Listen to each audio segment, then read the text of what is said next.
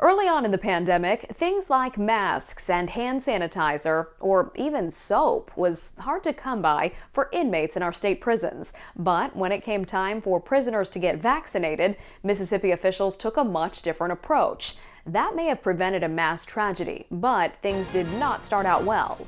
COVID-19 specialist Amanda Decker reports. It's been a devastating year inside Mississippi's prisons. Even if it's hard to believe, it could have been worse. In fact, it could actually be worse right now had Mississippi waited to get inmates vaccinated. The first COVID-19 related death inside a state prison happened on April 13th, 2020.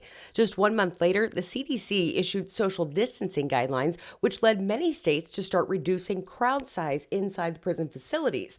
Now, in Mississippi, that didn't happen. In July 2020, with COVID cases rising in state prisons, Governor Reeves vetoed a bill that would have created a parole board that could have started approving some prisoners to be released to ease overcrowding. The bill laid out certain requirements that would be considered for early release, and it would have only applied to nonviolent criminals, specifically those who were about to finish their sentence. Instead, DOC officials focused on vaccination efforts, and in March, Mississippi became one of the first states in the country to start vaccinating its inmates. In many places, inmate cases far outnumber the community infection rate. Nationwide, 2 in every 100 people are believed to have been infected with COVID-19. But among prisoners, it's believed that 34 in every 100 have been infected. But in Mississippi, it's actually the opposite.